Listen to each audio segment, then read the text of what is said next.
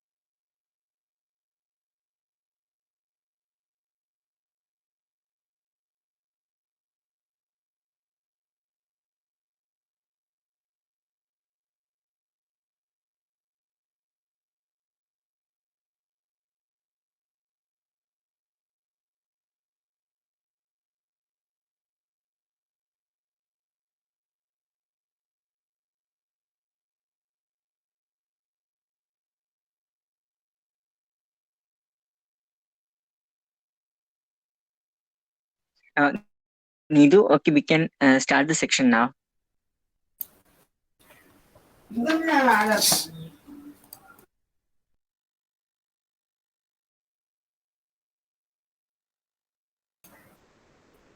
Hi, hello everyone. Good evening and good afternoon to one and all who gathered here. I am Needu, Chief Organizer of Equal Foundation. I welcome you all for this discussion forum of youth and marine biodiversity at COP27 2022, organizing together by Equal Foundation, Encore Club, and BCRA India.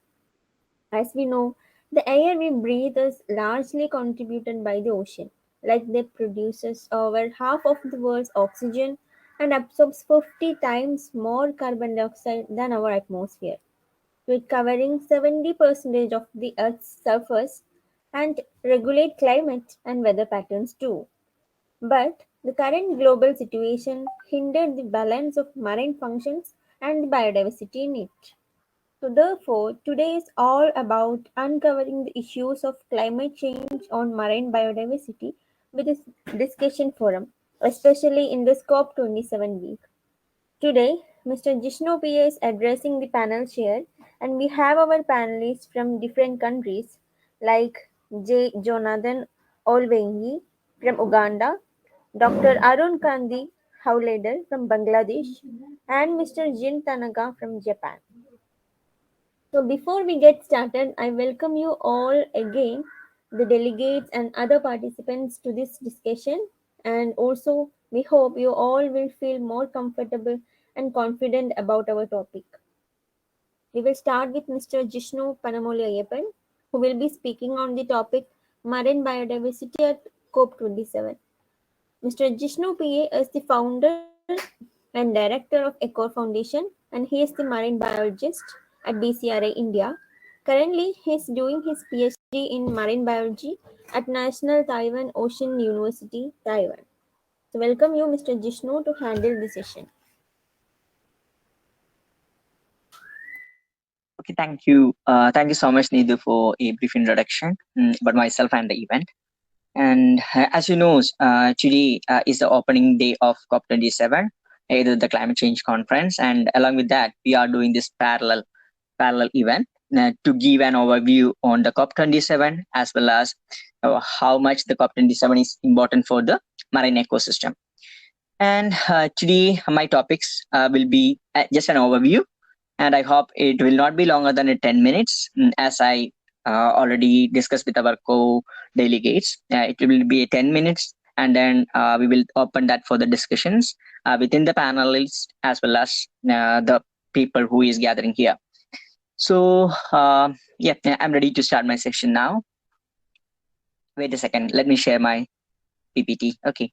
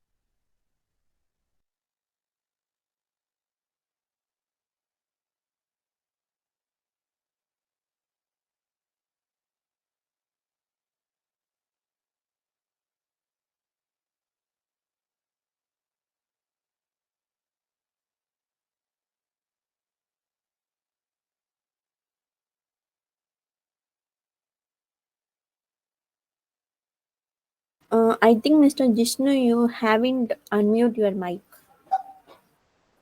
Oh, apologize, Needu. Actually, yeah. Sorry. Sorry, everyone. That's a small mistake from my side. So, thank you, Needu, for recording. And today, I'm going to give a small sections on the topic marine biodiversity at COP27. I hope most of you know what is COP27 and the marine biodiversity is. Now, here, I would like to give an idea how this marine biodiversity and COP is connected each other.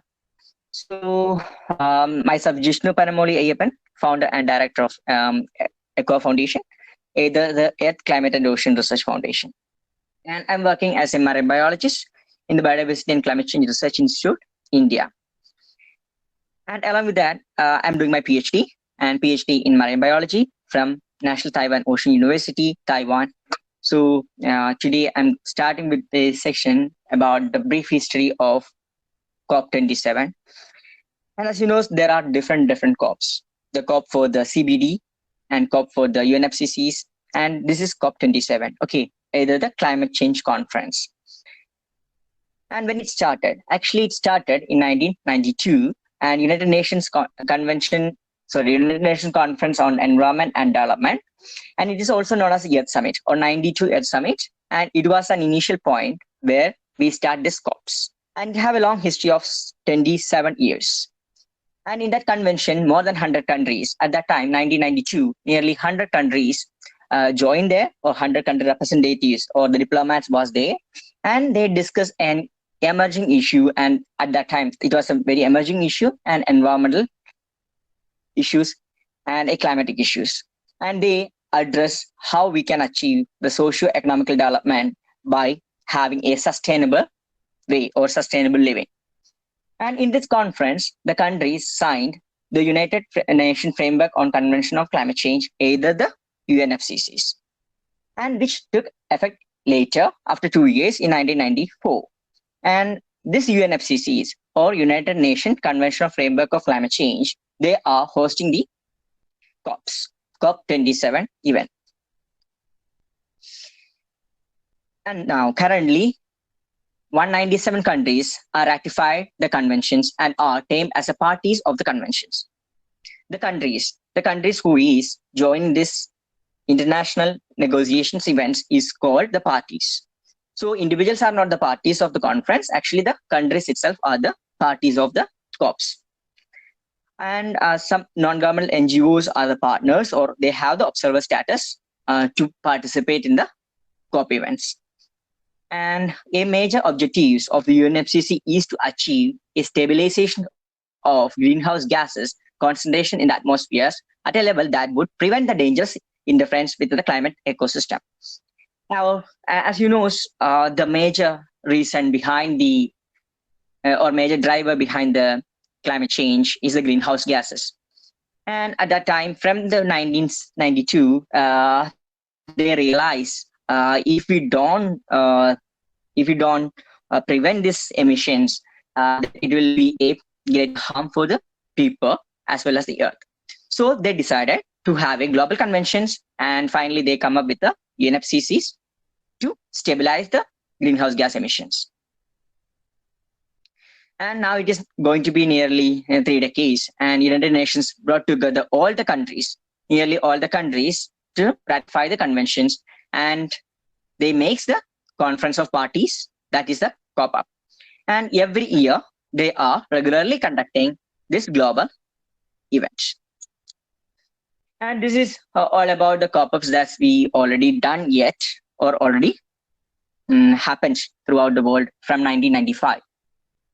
The first ever COP or COP1 was on Germany, and then next to that the Switzerland, and then it went to Japan, and then into another different countries. And some of those conferences or the conference of parties was very significant, and that make a greater impact, actually the greater impact in the climate history.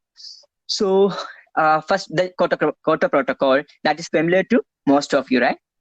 Kyoto Protocol, and next to that the Mental Protocol, and then the Doha Doha Conference, and next is the Paris Agreement, and the last one that was held in United Kingdom in the Glasgow.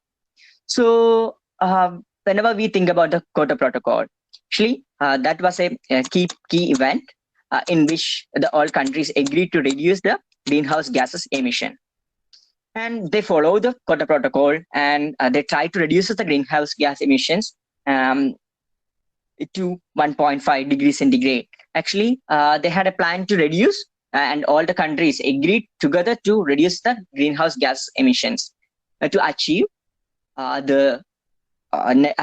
the goals. Actually, our major goal is to reduce the emissions of greenhouse gases, and they follow in every COP up. They follows and they check whether they achieve their target or not. And in Montreal Protocol, they again decided to follow the Kyoto Protocol, and they cross-checked it, and then they postponed that one, or extended that one for next following years. And in Doha Conference, they decided to extend the Kyoto Protocols and continue until 2020. And you know that the Paris Conference that's happened in 2015, and it was a big news at that time. And people were also engaged a lot in the climate actions after this Doha and Paris conferences. Especially the younger people is joined a lot after 2015, and then the Sustainable Development Goals arise. Then more people is engaged in climate actions as well as other Sustainable Development Goal actions. And the Sustainable Development Goal 2030 have a lot of goals in it, and in which the climate is just a part, but that is very significant part also. And this year, that is COP27, and it is going to held. Actually, it is going on, and it is in Egypt, and they are doing great yet. I was also joined some of the event, and I know most of the peoples are live or watching live those events. And here comes to our marine ecosystems.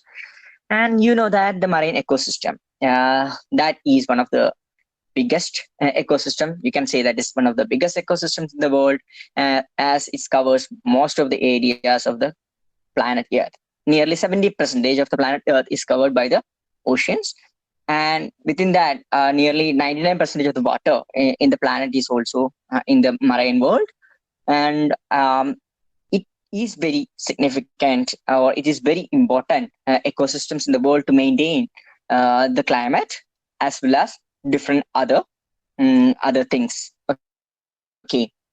And in a marine ecosystem, it is just a pictorial representation for you to understand what is in the marine ecosystem. So you can see different organisms in it, and there is some human interference in the ecosystems as well. So from the benthic ecosystems to the coastal ecosystems, and maybe the corals and the coastlines ecosystems, and the fishes and the crabs and the squids and the starfish and tiny zooplanktons from the copepods, and then other phytoplanktons including the diatoms and copolithophorus and different organisms you can see in this ecosystem. And we are using this marine ecosystem a lot, or we are depending this marine ecosystem for a lot of activities. Otherwise, we can say is the marine ecosystem providing a tremendous services to the humanity as well as to the planet Earth. But we have to think about what we are giving back to the to the marine also, because we are a dominating species in the planet, even though we are not much significant than others. Then they are providing a lot. Actually, marine ecosystem providing a lot of services to the people of the planet. And it is not only the fishes and and they are providing a lot of service other than that. And it's include the climatic regulations, as I mentioned earlier. The climatic regulation, how they maintain the climate. That's the big question, right? And you know that the wind currents and all, and it is transported from one equator to the poles and pole to the equators. That is happening. because of the presence of our oceans. And that's how it's regulate the climate of the planet of Earth. And also give a large number of oxygens which we need for our daily demands. Okay. And ocean produce over half of world oxygen, and that stores 50 times of carbon dioxide than our atmospheres. And maybe in the textbooks, the small class textbook, you may learn that the forest ecosystems is a major contributor in case of oxygens, and they are sinking more carbon than any other ecosystem. But it is not true. The most of the carbon dioxide is captured by the ocean, and most of the oxygen is produced in the oceans as well.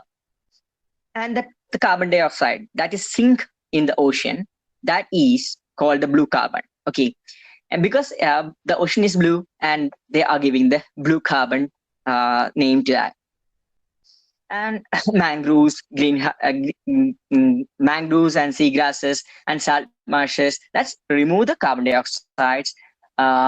That's help to sequestrating the carbon dioxide in the atmosphere. And along with that, they are also supported for the coastline protections in terms of the mangroves and the coral reefs, etc. And they can provide the energy, and that is in the form of thermal energy and the mechanical energy and the wind energy. These three energy sources is a sustainable or green energy that we can utilize without polluting the planet Earth. And along with all this, it's a home to a lot of people, especially all the civilizations are built on the coastlines, and it supported a large number of populations than any other ecosystems or other areas, especially the coastline environment. And of course, it's provide the very protein-rich food, and then it's help us for the easily transportation of the goods from one end to another end. And it's also help us for the recreation activities, and the tourisms includes the diving, and you can enjoy your vacations in the coastlines. And there are a lot of services that's provided by the oceans to the people, and the drugs, and then job and incomes to the people, and then the oil and gas, through which we are running now. And here there are some disaster. Whenever some disaster came, especially in the coastline area, there are a lot of disasters happens because of the current climate change issues, right? And the ecosystems within the oceans, they supported to prevent many of these kind of disasters. And it's a natural barrier. The mangroves, that the mangroves are the shields that protect the sea level or sea surges and other sea storms.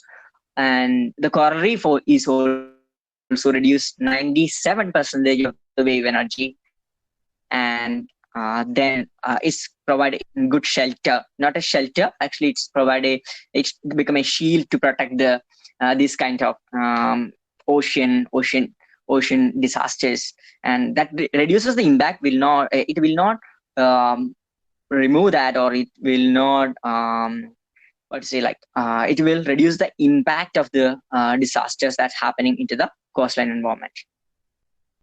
And now the COP27 and the marine ecosystem, I think that time is running very fast, and I have a few more minutes to present my slides. Then the climate change. The climate change is affecting the marine ecosystem more than any others. And climate change, that the climate change is happening because of the human impact.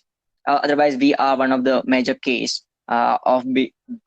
behind the current rapid change in the climate system. And the ocean acidification, and ocean temperature increases, and sea level rise, and change in the ocean currents, and extreme weather events.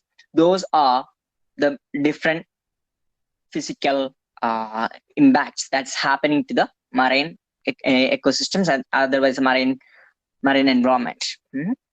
The ocean temperatures increases. Ocean temperatures is increased by our greenhouse gases. Whenever the carbon dioxide levels increases in the atmospheres, it eventually come to the ocean, and it become a carbonic acids, and then it's increases the temperature in the ocean. Okay. And the ocean acidifications is also happening in the same way, like the carbon dioxide sinks, and it's again become the carbonic acids, and it's increases the acidic characteristics of the oceans the most. And whenever the oceans become more acidic, then then the organisms is getting affected the most, especially the tiny organisms, which is unaddressed very less. And the zooplanktons, they are the zooplanktons and the phytoplanktons. The phytoplanktons are the primary producers in the sea, and the zooplanktons are the primary consumers, and the marine food web is getting affected by this change in the temperatures and the acidifications and the salinity in the oceans. But they are quite least addressed issues in the marine ecosystem. Ocean temperature, it can increase by the wind as well, and as well as to the land, because whenever it's the area landlocked, especially our Arabian Sea. I'm from India, that's why uh, we know that the Indian oceans, or our oceans, is warmer than any other part, because it's landlocked, a kind of landlocked. It's not fully landlocked, but that's also a reason behind the rise in the temperature at that place. And the ocean acidification, and the ocean acidifications is casing the uh, casing mostly the shelled organisms. The mollusk and coraries. Most of them is cannot tolerate very less acidic conditions. So not very less means very less pH conditions. So they will die. If the primary consumers they died, then all the ecosystems will collapse. Okay. And the ocean current will change eventually when the temperature differences happens. The ocean currents will be changed accordingly, and then if the current is changed, then all the upwelling downwelling will be collapsed, and finally our ecosystem, the marine ecosystem, will be get collapsed. And this heat and the salinity change and this ocean current change causes the extreme weather events in the oceans. Actually, ocean is very active, very dynamic ecosystems in the world, and it produces a lot of energy, and have a lot of rains all the time, and have plenty of the extremes event in it. And some of those events is only affecting the coastline, and then only we came to know that happens in the oceans, especially the tsunamis. And that's the geological thing. But the cyclones happening, some of the Philippines regions is heavily affected by the cyclones throughout the year. And nowadays, Indian coast is also having so much of cyclones, or the typhoons, and Bangladesh coast is affecting a lot. And Japan, they have a lot of earthquake. That's because of the geological thing.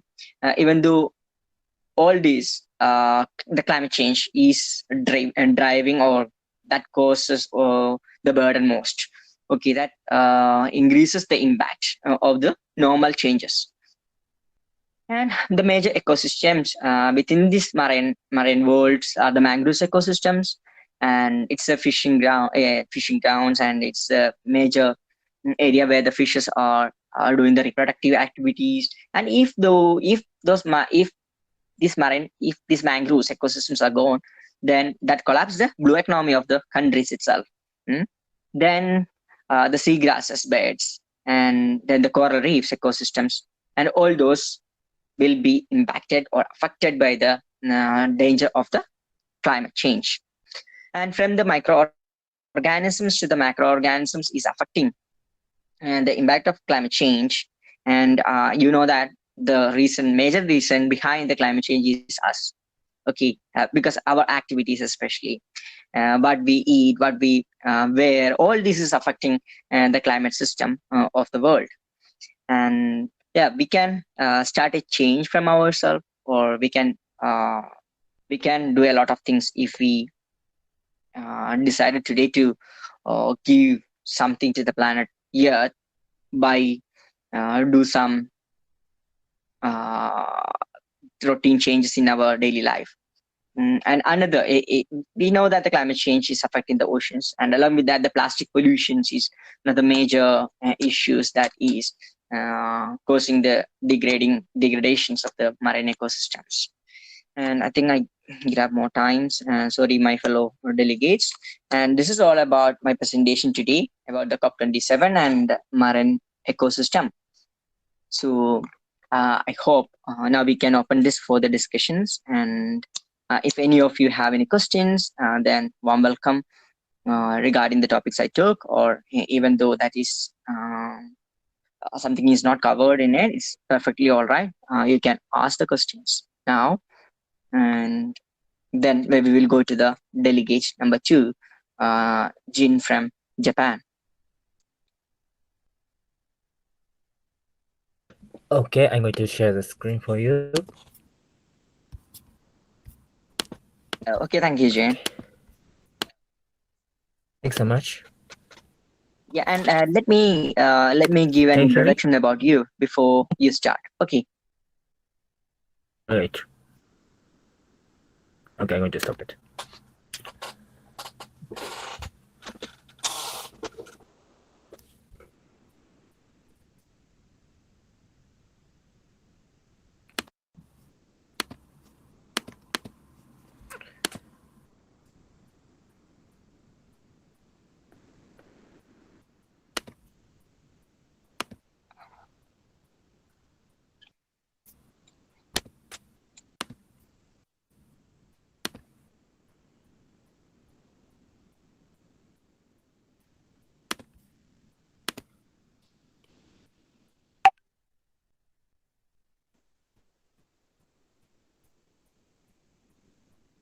Jin, if you are ready, then I can give an introduction about you. Then we can start. I'm ready. Yeah. Very Okay, good I'm evening, ready. everyone. And today we have our second delegates here, and Mr. Jin Tanaka. And he's a branch manager of the University Student Chamber International. And he's focusing on the climate issues at the COP27 last year. And he also belongs to the Climate Youth Japan, and one of the biggest youth lead organization working on the climate change policies in Japan as a vice president. And he has been a core member of many UNFCCC side events and moderated the ACE Youth Forums and Climate Social Forum, Conference of Youth, COY, and has contributed to the promotions of the climate action for a youth perspectives. And his research focus on the social communication through environmental dialogues and ecosystems of natural conservations area like Geopark and UNESCO Eco Park. And since 2016, he has helped Dr. Mithusuru Tada's research activities for Kenos Cafes and environmental dialogues concerned with the environment and environmental issues. He also researched international conservation mechanisms of geoparks and eco park provided by the UNESCO. Now it's over to you, Jin. Thank you so much for joining with us. Okay, thanks so much. So, hello, this is Jin Tanaka from Japan. As a branch, today I'm taking part of this great event as a branch manager of the UNESCO International, was accredited by the UN ECOSOC Special Consultative Status Organizations. So today I'm going to give you some brief introduction about the issues of the marine biodiversity and climate change in my country, Japan. So here's the agendas. I'm going to talking about some Japan's marine biodiversity and economic benefits and some issues. So here, this is my country. Japan has a huge count of the biodiversity. In Japan has more than 90,000 species in a small island area and about 38 million hectares. And Japan's EEZ has the 6th largest in the world. It means that approximately about 4.05 million kilometers and consists of more than around 7,000 islands. Whereas the more than 4,000 islands has no no persons living into the island. And this also the most of the and more than 1,000 island has a preserved as a nature biodiversity conservation areas. And also, Japan has annual fishery industries. Production is more than 440 tons, and output value is more than 15.6 billion US dollars. Also, Japan has a huge economic benefits comes from the Japan biodiversity, especially for the oceans.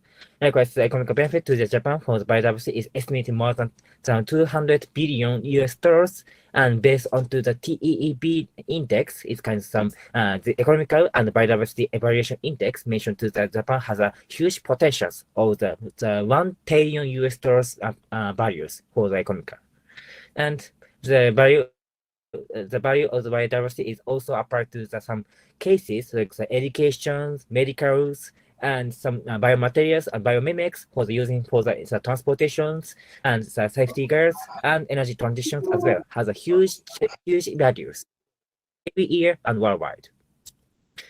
However, Japan has a huge issues and crises in recently. Likewise, the IUU fishing, kind of some illegal fishing, and the destruction of the coral the ecosystem, especially for the southern part of Japan, and inadequate for the laws in my conservations, and also some plastic issues and destruction of the genetic diversity by some invading to the species, and decreased fishing catches due to some climate change. Here. So I guess the many of the members doesn't know what's the IUU. IUU stands for the illegal, unreported, and unregulated. So these issues has a huge issues for the IUU fishing. More than 24 to 36% is IUU fishing. It means that the world IUU fishing has a huge benefit, likewise the 11 to the 26 million tons of the fish, value to the more than the 10 to 23.5 US dollars billions, and it's the same amount of the Japan's annual fishing industry values. And illegal means and stands for the some authorization for the national fishery management agencies, and they have some violations. They has attack into the another fishing industries, and sometimes they attack into the and pirate to the some transportations as well. And unreported is kind of fishing in violation of the laws. Many of the fishing areas, many of the some sea areas has reported and regulated and necessary to report to the what they got and what they release and what they necessary to get it. And they also need to submit to some estimations of the catching the amount of the fishing to manage for the amount of the fishing industries. And also all the fishing industry necessary to follow some regulations by the Japanese government.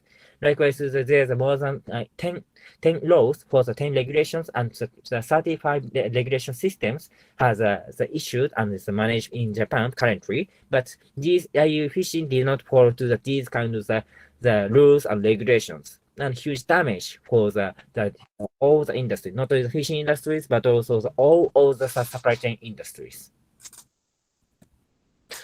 Also, here is some more huge issues. As you know, Japan has every year, almost every year we go to the huge earthquake. Likewise, to the 2011, we also go to the magnitude 9.0 huge earthquake, and so after that, in the 2015, we also got to the magnitude 7th huge earthquake in south part of Japan.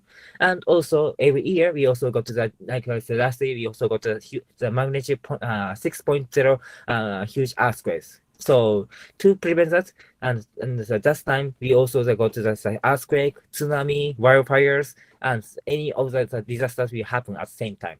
To prevent that, so they make the huge walls around to the coastlines, and that's going to be less biodiversity due to the construction of the more than 30 meters of the dike on the coastal line as a result of the earthquake, and that makes the loss of the tidal floods due to some shoreline changes caused by the land recreations and destruction of the biodiversity, as well as in some invasion of the exotic species. So this is necessary for the human activities and the prevention for the human rights and infrastructures and industries. Whereas that's a huge damage for the biodiversity and coastlines and any other species.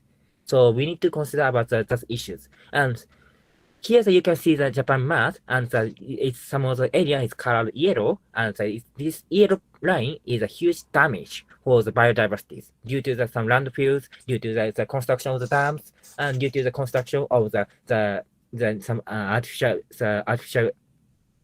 buildings on the float. So we need to answer this makes the more than $1 billion economic damage every year will happen. So we need to prevent those issues as well. And land court laws as well. Japan has many regulations, but still they did not make some laws. Likewise, national park in Japan protect only land and coastlines, not marine areas. And also there are no regulations about the law regarding marine protected areas in Japan, and still the review of the stage have not been implemented. Also, here the marine plastic issue has some huge issues. Likewise, the density of the marine debris in the seas and Japan is more than 10 times compared to the some US areas and some average. Likewise, here the Japan and Asia Pacific area, sea area has the huge densities. Likewise, ASEAN areas has six times has a huge more densities compared to the average. And around China, they go to the 11 times more higher density compared to the average, but still Japan also has 10 times higher than areas for the densities as the area of the Japan, or the area of the average of the oceans. So also we also got to the more than 2 to the 60 million tons of the marine debris we released in my country, and that's the second. That's one of the biggest releasing all the ocean debris. It's also coming from the plastic, ghost fishing, and some of the illegal industries assumptions, and impacts to the ship navigations and tourism and fishing industries as well, including ecosystems. And coastal resilient environment are the huge issues. Likewise, you can see that these pictures, and that's a huge damage for some tourism industries and the natural nature productions, and also some landfills as well. And recently, based on the information of the Ministry of Environment, leads to the information like more than 60,000 tons of the marine debris is generated annually for the sea around Japan. And most of the debris comes from some around the countries, but more than 60% of these debris comes from Japan itself. So we need to consider about consideration of the consumptions and also some recycling systems as well. Here are some more information, likewise destruction of the genetic diversity by some invasive species. Likewise to the number of the invasive alien species living growing outdoors in Japan is estimated more than 2,000 of the species. However, more than 400 invasive species has a huge damage for any industries like agriculture, fishing, biodiversity, and any steps by some changing some genetic diversities and diversity itself, and sometimes some occupied taking off to all the biodiversity as well. And also, Japan has a unique ecosystem as these kind of issues are caused by the human activities, like likewise the bringing it as a pet or bringing as some issues, and sometimes some kind of some vessels and some ships and planes bring to these kinds of invasive species. We need to consider about some regulation as well. And here, more than just a decade, we also got more than 100 native species in Japan in ecosystem has been wiped out by these kind of issues. And in the next decade, we also going to lose more than 1,000 species are in danger for the extinction. Also, here's one of the biggest issues for this time as a COP. I bring to some more information. So decrease in the fish catches due to the climate change. Here you can see the right side of the infographic mentioned to some oceans, some kind of climate change and heating wave, it's going to be happen for the 2050 in the futures, estimated based on the report of the report of the science report and kind of the report for the climate change, and also the latest report brought up to the COP26. And here you can see that in Japan, we also going to be the raise the temperature more than 2.4 to 3.2 degrees, and it's going to be huge damage for the issues like the here that you can see the temperature or the energy change or the oceans is going to be quite high, and it means that the ocean's temperature going to be rise rapidly, and we can see the more than it's going to be hitting to the 400 values for the energy change. It means that the around the Japan Sea area, the heat is going to be rise at the 4 degrees Celsius. And that's what makes it that happens here. You can see it. As the left side is kind of based on the information for the Ministry environment mentioned to the around my countries and to the ASEAN countries has going to be rise the laboratory at the same degrees likewise to the more than 10 meters or the difference for the some or some of the wave and the movement of the fishing industries and fishers. So it means that it's going to be break to the diversity and also the breaks to the all the ecosystem as well. And heat content change in upper 2,000 meters.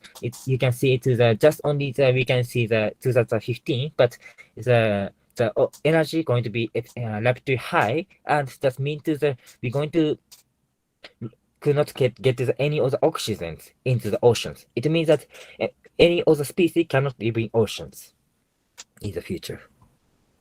And you can see the estimation to the 2015 to some projected the national catch values. You can see the only Japan and Canada are going to be decreased due to some estimating to the situations for the kind of these kind of change or the climate change, ocean heat, and the change of biodiversity, ecosystems, and any of the issues. So we need to promote to some of the protections and setting regulations as well. And you can see the current fishing catch values as a right graph. Here's Japan only the scale is going to be less decreasing rapidly, and just latest information mentioned to the fishing industry in Japan has less than 20 million tons this year. It means that most of the fish cannot catch anymore in my country. So as a youth, we do some development biodiversity conservation activities, likewise to the collaboration with the Ministry of the Environment, Economy, and Trade Industries, and so try to implement the youth declarations. How can we prevent the situations, and how can we save?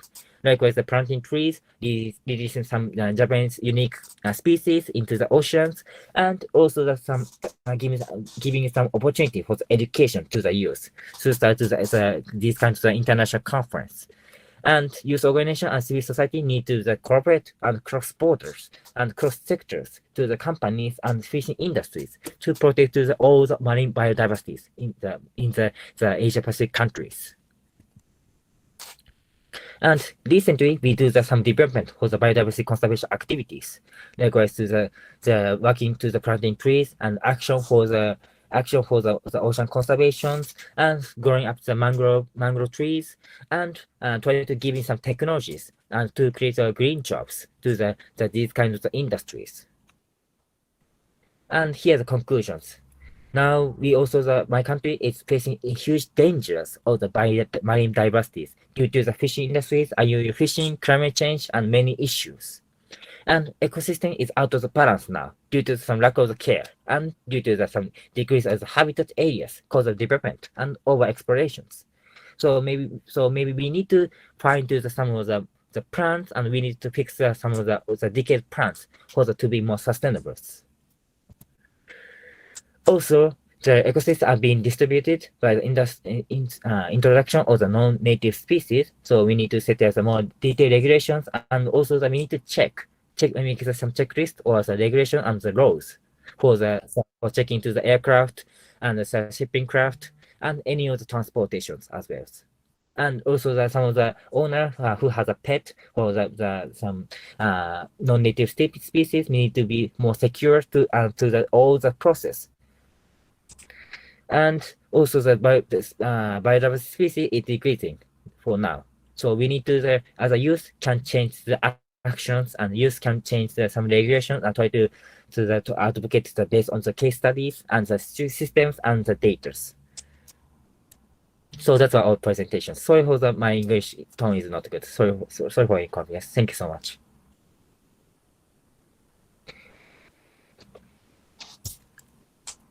Thank you so much, Jin, for informative section from your side. And as you said, your blue economy is also going to get affected by the impact of the climate change, right? Thank you. Thank you for your section. It is. And I think now we have our third delegates here. And Arun, are you ready? Mr. Arun? Yes, I'm ready. Can you hear me? Yes, I can hear you now. Are you going to share your slides or may I need to? Oh no, I'm going to show my slides actually. Yeah, great. Yeah, I will give you a brief introduction about you after you share. Okay, thank you.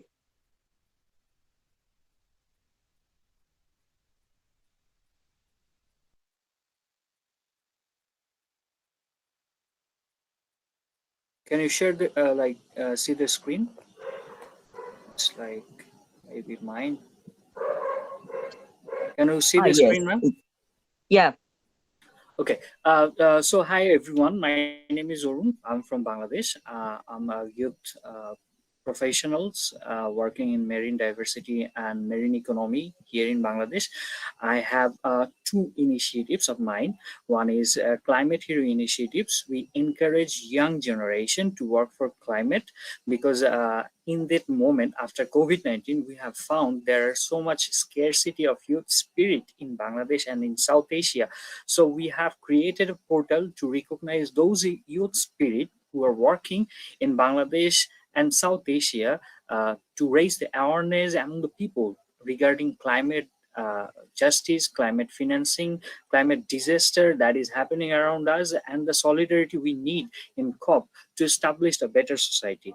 My another initiatives working for Paper Cup initiatives, that's actually a recycling based institution that introduce people, basically students who are studying in school and college, to learn about how like personal behavior, like how they can every day recycle plastics and other materials that is hampering environment actually. So we are trying to make a behavioral change from the young generation here in school level. So now I would like to go for the brief introduction where I am from, because basically the thing I go for a different kind of institutional webinar. Nobody knows Bangladesh. So Bangladesh is in between like India and Myanmar. A small country got establishment and independence in 1971 through a hard labor with other parts of Pakistan.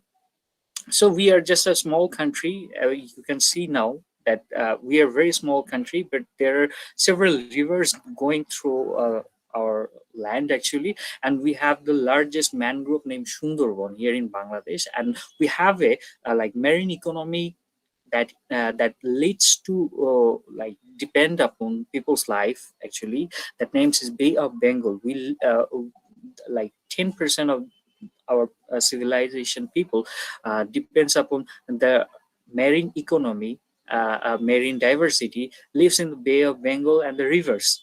So this is all about my country. We are a very small country, but we have a diversified ecosystem over here. So I would like to share my index point. I will not take so many times. I will skip several kind of slides here.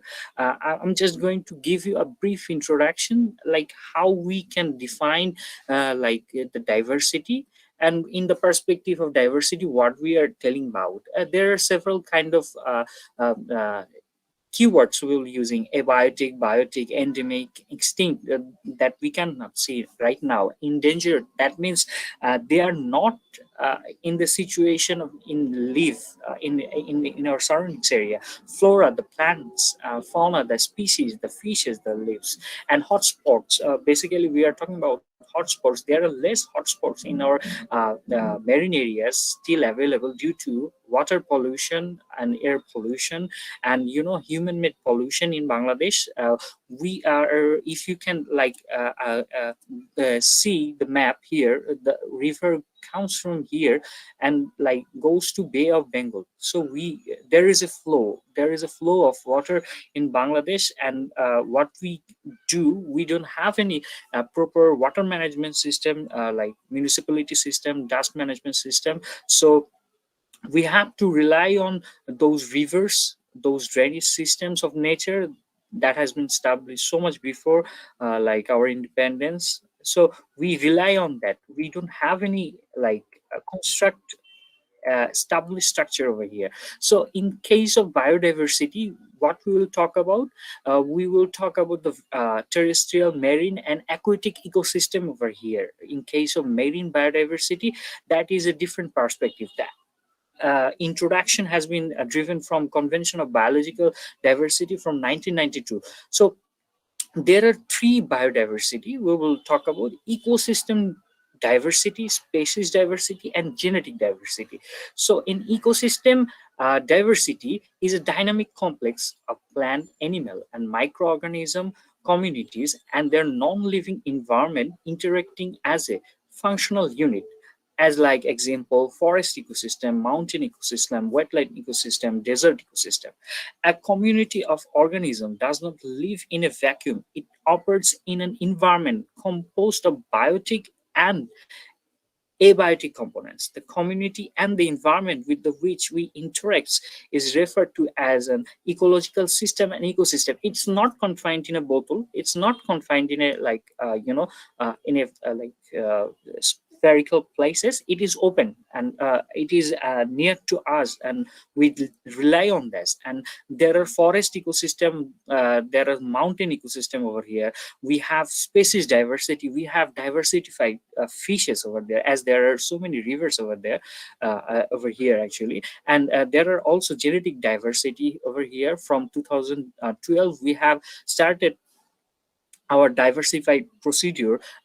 Some research has been done to create new genres of new fishes, new diversified animals that we can they can sustain from their comfort zone. For example, if you call about the hilsa fish, they used to get in the river, but we have genetically diverse, genetically modified them in a certain situation, so you can plant, you can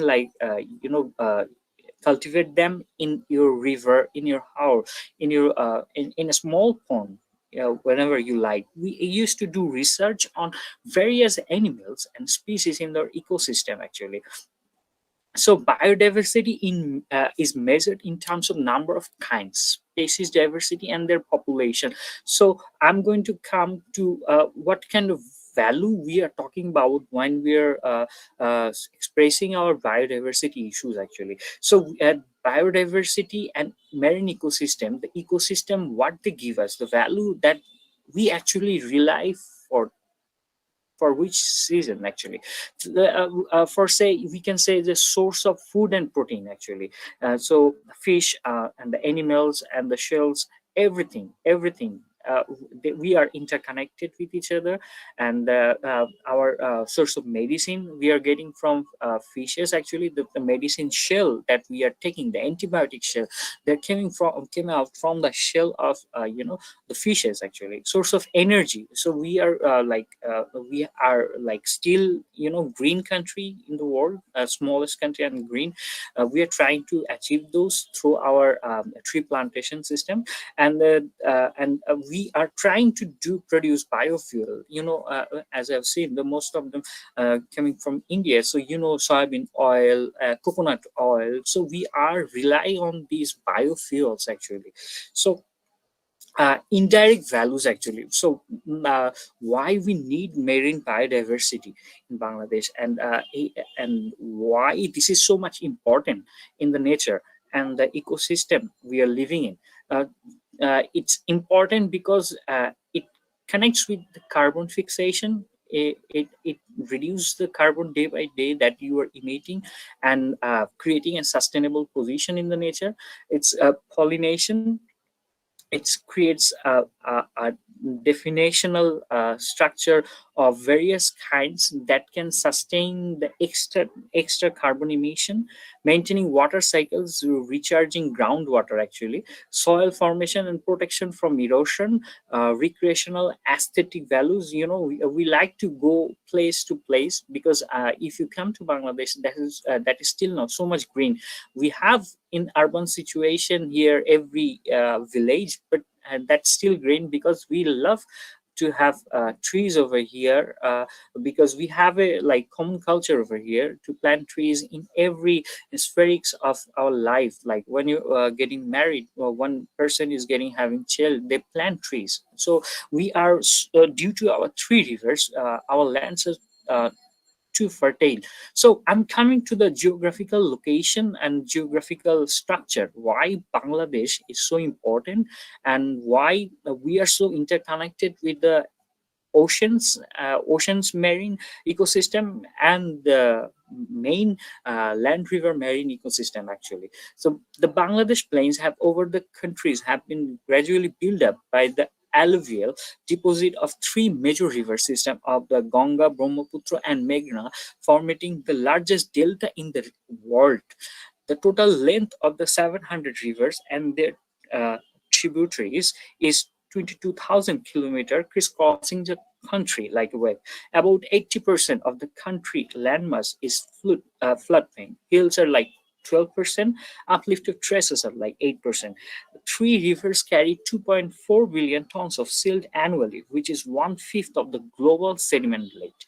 Land and water ratio is high flow, is like 60 to 40%, and the country's 35 to 55% of surface area remains submerged for 3 to 5 months, because we have two seasons over here that we really depends on rain, because it connected with the water flow, and also the cultivation.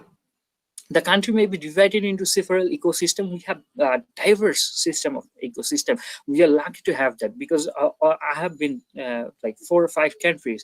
They're losing their ecosystems, their diversity.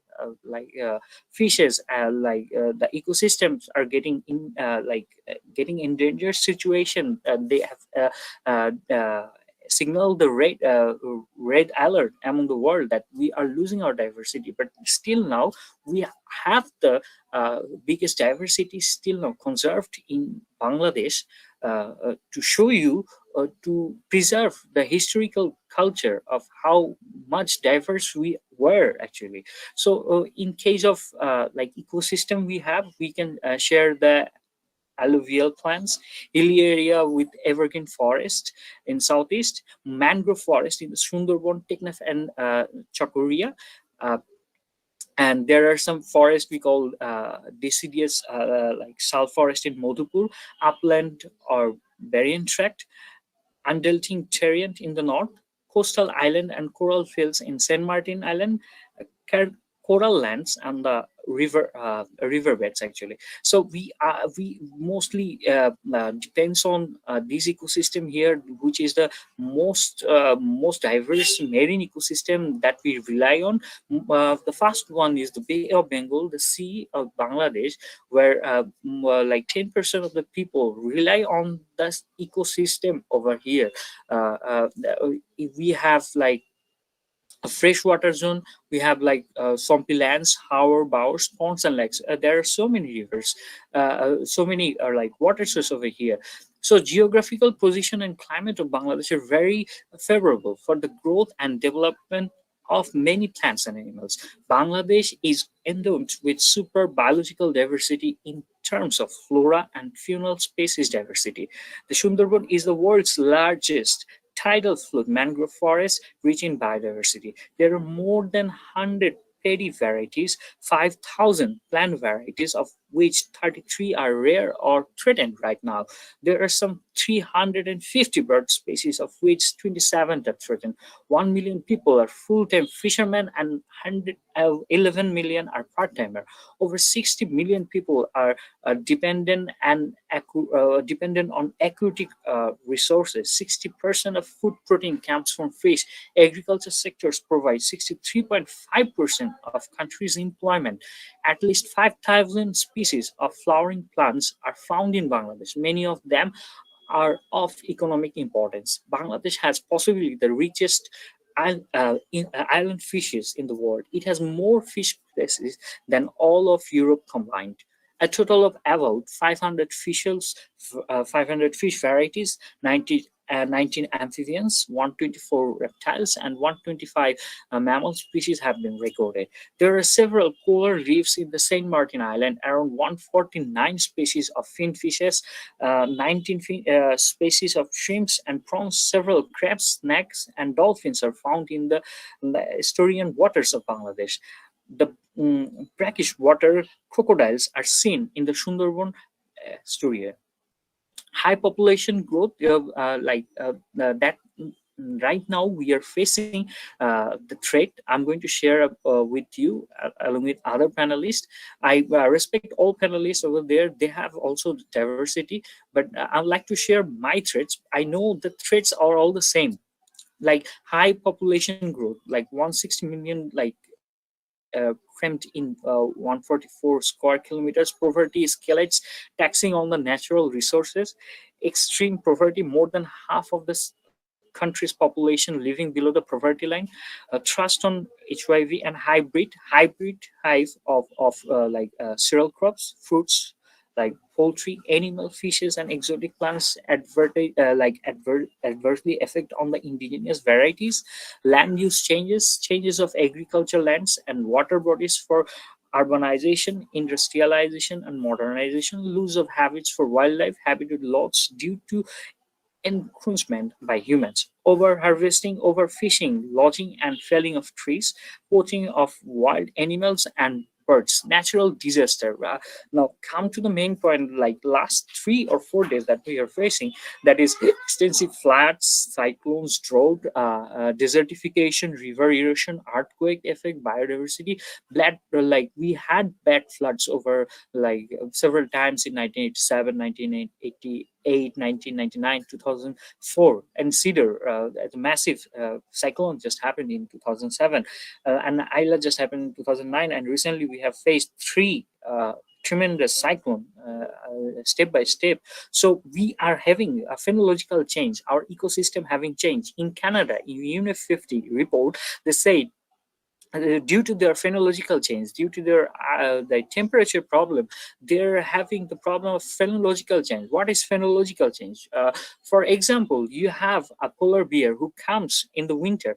So if the polar bear came late, and if the birds habiting the food of polar bears have so much population, and they left earlier, the polar bear remain hungry, and they are going to the genome had been affected by the situation. Due to this reason, they used to came from this area of Canada, and they got a separate ecosystem.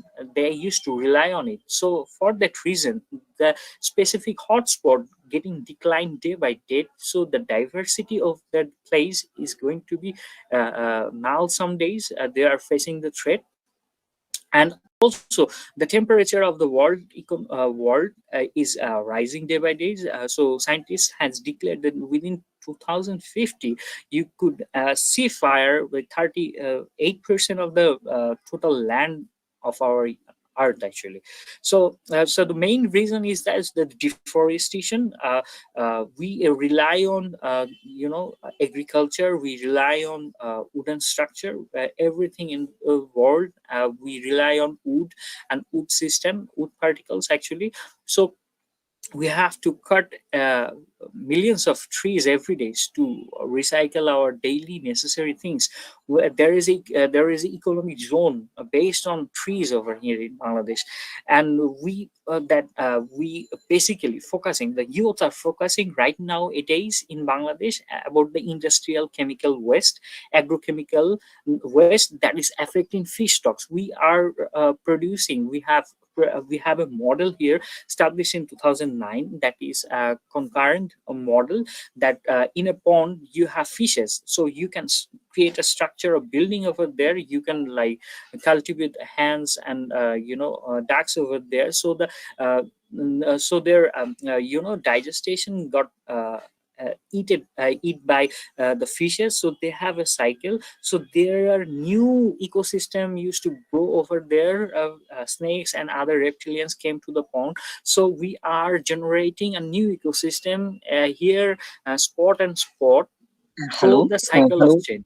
Hello. Hello, Arun. Sorry for Hi. interference. And could you finish within 5 minutes because Yeah, time yeah, is yeah. running out? It's like Yeah, it's like please. it's like Yeah, because other delegates are also yeah, waiting. yeah, of Thank course. you. So engineering construction we are doing on, and we are doing like various shrimp cultivation over here. So climate change in the sea level is affecting so much that we basically having less fish than before actually. So our river, our people are mostly connected. From the beginning we are the fishermen actually, so we has to rely on marine economy, and day by day, due to the phenological change, due to chemical pollution in the water, and due to different kind of natural disaster, we are losing the ecosystem in the marine biology, actually marine diversity. So right now in the COP27 we are arguing for loss and damage and climate justice, climate finance from Bangladesh. We don't want any subsidies in COP27. We are looking for a constructive construction here in Bangladesh, so we can reconstruct our ecosystem like before. And thank you everyone. I would like to share one of our invention here. We in Bangladesh we have biodegradable plastic invented in 2020. So we are introducing into this over the world near 1 or 2 year in a mass production. So it is only a biodegradable plastic, came from zoo actually. So we are relying on innovation, research, and climate finance.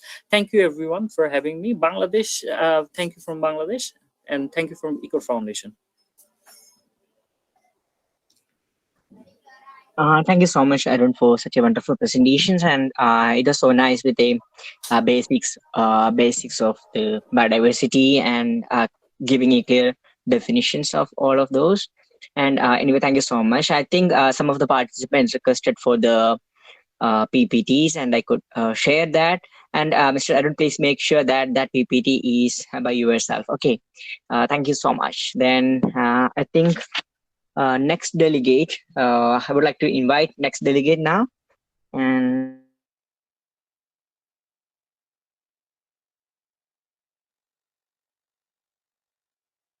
yep, thank you. Our next delegate is John Dhan, and he's from Uganda.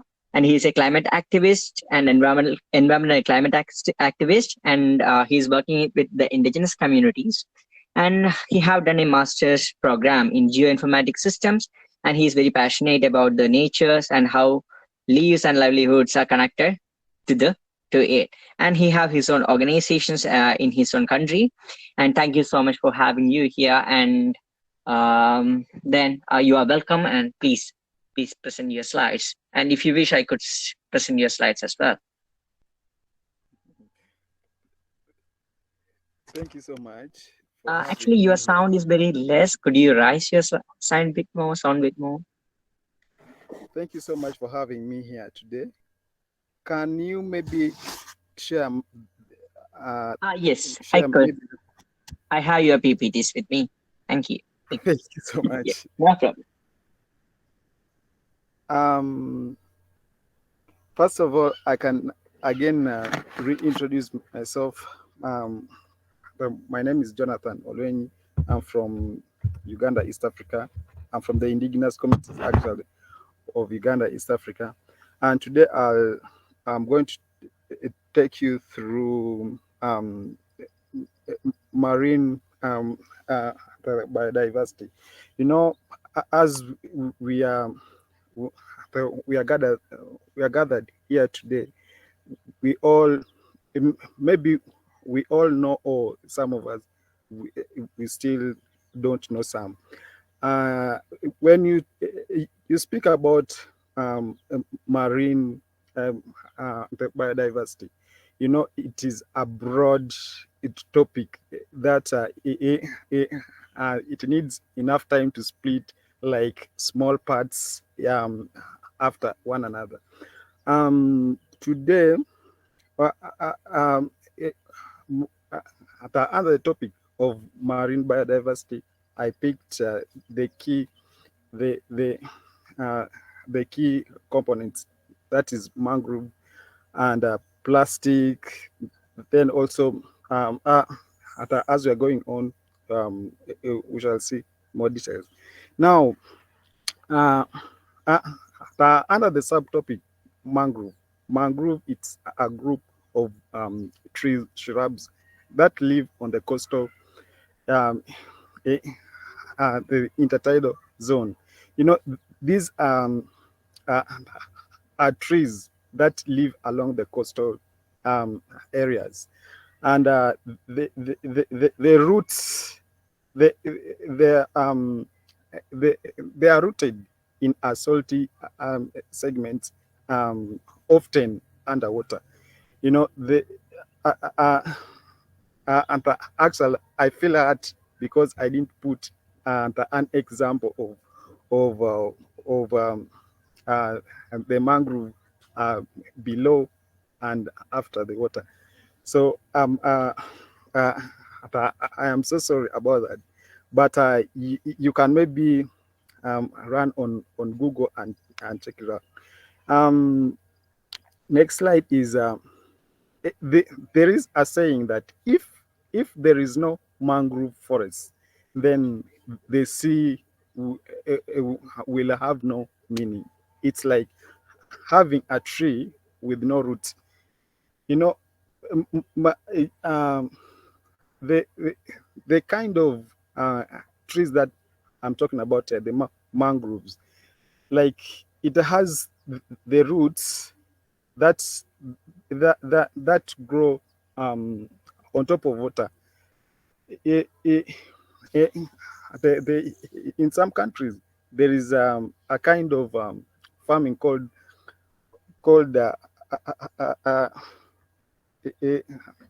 is it at hypo something?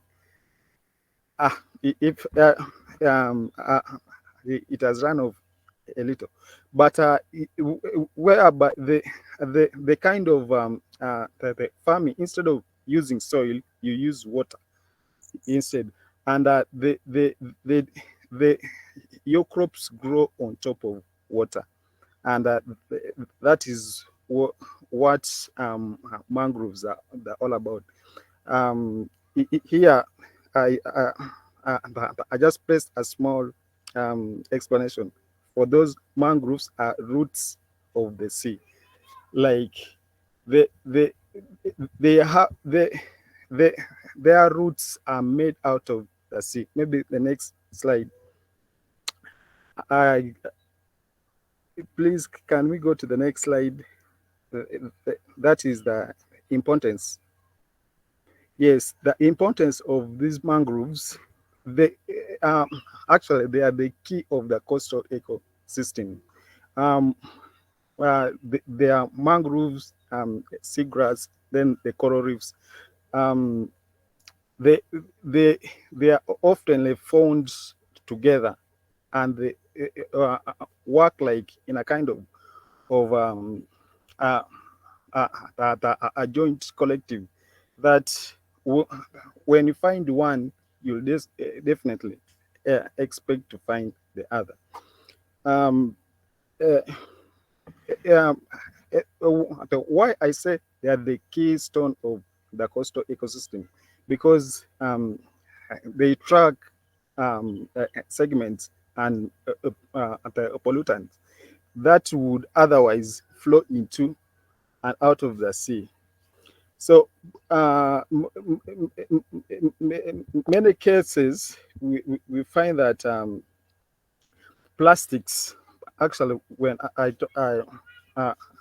I speak about pollutants, I speak about plastics, then um, uh, uh, uh, the industrial waste. You know, uh, I feel hurt in Africa that most of the industrial waste that left to go either to the sea or to the river banks or to the wetland before treating them. That is very, very dangerous. But with when you have these mangroves with you, then it actually helps in these importance. Next slide. Next slide. Okay. Next slide is the importance of mangrove. Um, uh, Actually, my friend, I'm so sorry that I speak like this, because yeah, in many cases we are not all born the same. There are those who speak fast, speak nice. There are those who are tall or short.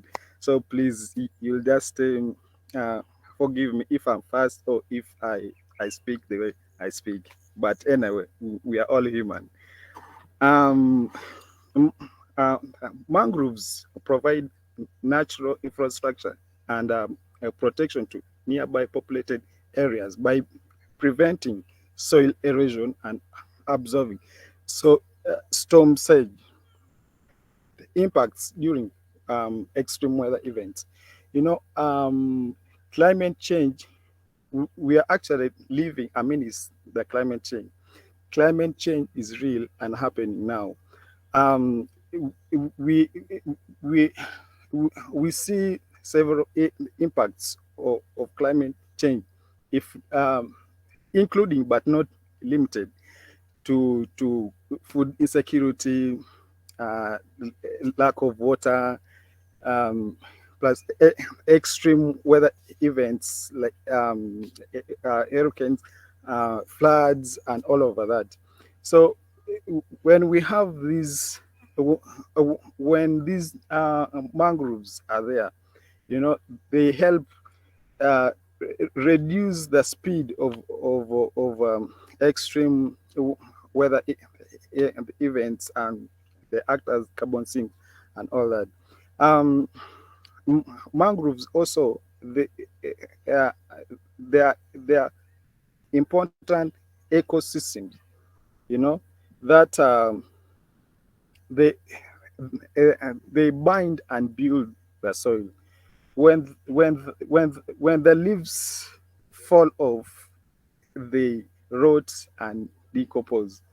That it builds um, um, it builds and adds value to the soil.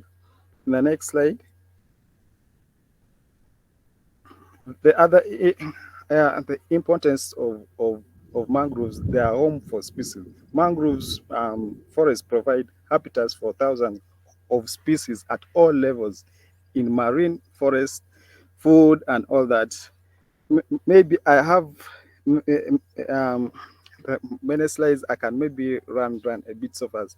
So in the next slide um, is food for multitude. So the tons of leaves are like I've just said before, that the tons of leaves that fall in each acre of mangrove forest every year are a basis of an incredibly productive food web. As the leaves decay, they provide and the nutrients. I've just said that, and also I talked about um, clean water, like water, but here on a detail, um, manner that mangroves protect both the saltwater and the freshwater ecosystems that they stable. So the mangroves complex roots systems filter nitrates and phosphates that rivers and streams carry out to the sea. In the coastal uh, uh, in the coastal areas, um, ma- uh, um, the mangroves are a stable coastline. Mangrove roots collect the salt and segments that tides carry in and rivers carry out towards the sea by holding soil in place. The trees, those who live around the coastal areas, it also controls soil erosion because if you have a place that has no trees like mangroves, when running water comes, it sweeps away the soil. But when you have them there, it controls soil erosion. Shelter from storm, the thickness of the mangroves that are arbitrary tidal, like they act as a buffer zone that protects the land from wind and wave damage. You know, maybe for our friends who have not seen, though I live in Uganda, not at the coastal area, but one time I visited, I happened to visit the coastal area, and there was that kind of strong winds that were blowing from uh, uh, uh, the coastal areas. Next is resource to humans. Mangroves forests um, provide many resources upon the coastal people that they depend on for survival and livelihood, like fish. They collect clams, shrubs, and so on. Um, uh, uh, uh, I've been speaking about mangroves. So let me run so fast to marine biodiversity. Marine diversity is a variety of life in our sea, and this includes the plants, the animals, and microorganisms living in the sea. Um, eh, we are, I think, ahead. I think running so fast to marine biodiversity. Uh, so down a bit, yes. So the term is used to describe the abundance of species living in an area. So these are specifically um, eh, life in the sea, not in the land. Uh, eh, eh, eh, um, eh, because maybe someone in the panel can ask me, how about in the rivers? The, still, still life that live beneath water that uh, I'm talking about here. So, why do we save um, marine biodiversity? Protecting marine areas that have cultural values, so that they can be enjoyed for future generation. I think we go to the next slide. I think I'm so fast. Yes. Uh, why save? Yes, for the next generation. So by maintaining a healthy marine ecosystem, can have a good impact on human life and also marine life, such as increasing food production, good water quality, protecting the coast from events such as storms that I've already talked about. Because in many cases, many of us or the world see this kind of areas as a wasteland, like a place that has no a place that has no value. But through like talking about the importance of such ecosystem, it will awaken many people across the globe to take actions of protecting such areas. Next is factors affecting marine biodiversity. The next slide, I think I can be slowly a bit. Yes, factors that affect marine biodiversity is light availability, um, um, oxygen levels, water movement. You know, there are times w- whereby these conditions always vary. You know, from from habitat to habitat, and will either support or limit the life or the life of organisms that live in the sea. In the next slide, the causes of marine biodiversity loss. Next, that is I okay. Yes, there. So the causes of marine biodiversity loss, you find the human pressures are deriving the unpredictable but the decline of marine habitats and uh, uh, and biodiversity throughout the global ocean. The, the primary drivers of this biodiversity loss include habitat destruction, overexploitation, la, uh, land-based development, pollution, and increasingly climate change and ocean acidification. You know, just as I said at the beginning, like climate change has affected everyone in every generation, whether you're big, small organisms, trees, or what. So the climate change has not selected that maybe these are organisms that live in the sea or where it affects, and also it is believed that most of these things are caused by human activities. Hello, Jordan. Actually, your time is running out, and you may get 5 more minutes to finish it. Could you do that? Oh, sure, yeah, Okay. it's okay.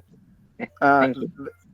the greatest threat of the marine, it is climate change. Actually, in the next slide, as because climate change um, it affects me as indigenous activist. I see the effects, and I see people are struggling every day because of the new varieties of pests and diseases, um, droughts. Crops are not they are not uh, uh, yielding to their expectation, and um, like long spell of drought, or just longer rainy season. So climate change, I call I uh, uh, uh, I call upon many people across the globe at least do something. Don't,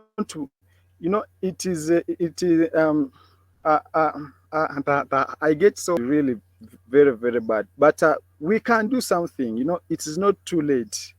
It can never be late until it is late. So any action you do, it can save. Plant a tree, talk to people, just maybe uh, uh, uh, one takes on social media, take action on climate change. You never know, many people can read and they take action. So in the next slide, the areas of greatest ma- mar- areas of greatest in marine biodiversity are coral reefs that are uh, that are mostly considered to be biologically diverse of all marine ecosystems, supporting an estimate 25% of all um, um, the marine life, 32 of those current 34 existing, and more. So I ran so fast because time is on my side. I can speak about plastics. Plastics is a very, very dangerous thing for life in the sea. I feel so bad because these animals don't have food there in the sea. They can't walk outside to know that this is a plastic or what. So if they're just if they're dumped anyhow, rain comes, washes them to the sea, and you find the marine life is feeding on them. That it puts their life at risk. I believe in some years, many of the life in the sea will have more components of plastics in their bodies than ever before. So plastics actually is uh, uh, uh, first of all a material that it takes many years to decompose.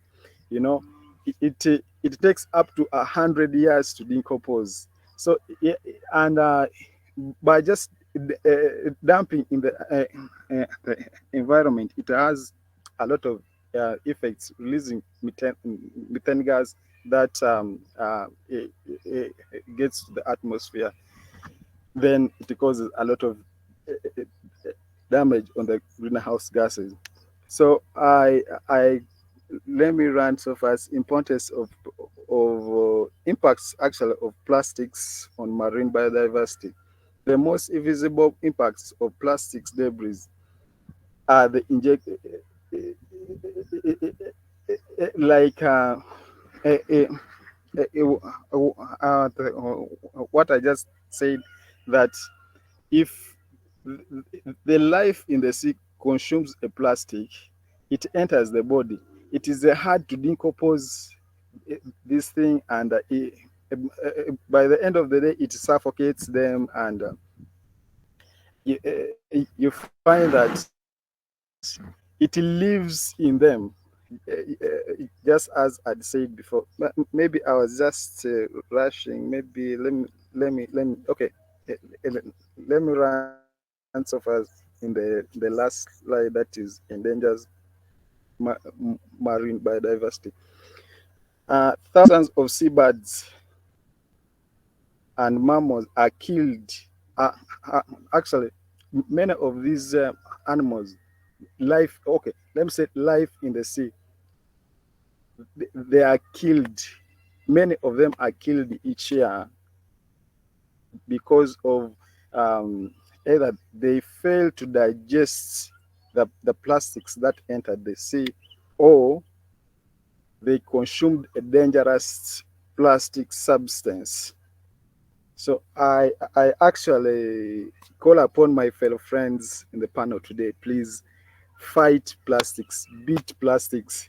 I'm so sorry. I'm ending my presentation. It has been so nice having you all, but please fight for climate change, fight for plastics, and beat plastics. I am so sorry that I speak like this. My apologies, but I think I made something. that I think maybe you can take out by the end of the day. Thank you so much, and be blessed. Okay, thank you so much, Jonathan, for your presentation. And it was more on the mangroves ecosystems and the plastics and biodiversity laws. And thank you so much. And thank you so much for your presentations. And anyway, today we had four different presentations from India, Bangladesh, then Japan, as well as Uganda. And I'm really glad to host this event today.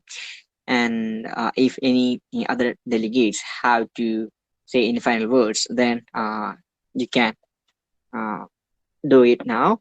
And in meanwhile, I will share the feedback form link into the group. Any of you? Any of the four delegates?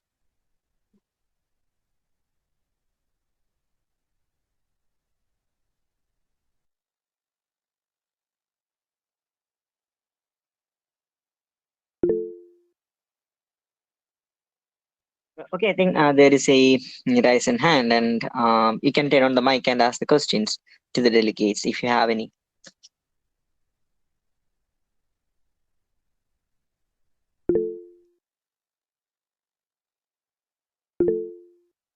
Yes, Mopin. What is your question?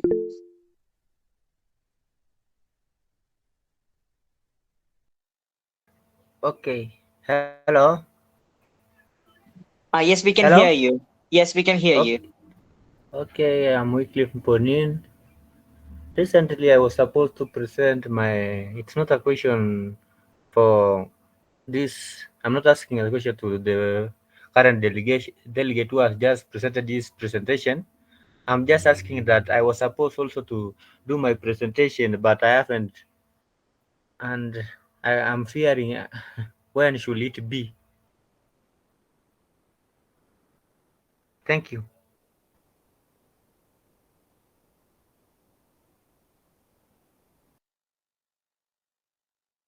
Pardon? What was that? Sorry. He's like that he was supposed to be among those presenting today, I think. No, actually, In he case I'm not. wasn't. Actually, we ran one event last week, and he was supposed to be speak at that time. That was a pre-COP event, and that's already finished. And that event was on 16, 23, and 13. And unfortunately, he don't join and that day and at that day. Okay. This is not that event, Muffin. Okay, thank you. No problem. Thank you. As for there is no any more questions, we can wind up our today's sections. And thank you everyone for joining today with us and make the event successful. And after a couple of minutes, we have another talk from Cameroon, and hope you people will join with us to that one also. And Nani Africa Foundation Director 4B is going to address you people if you joined. And I will share the links to our groups, and you can join to that one, and that is more about the community and community based ecosystem restoration works. Thank you so much. And anyway, we have to wind up the sessions, and I will share that feedback link now.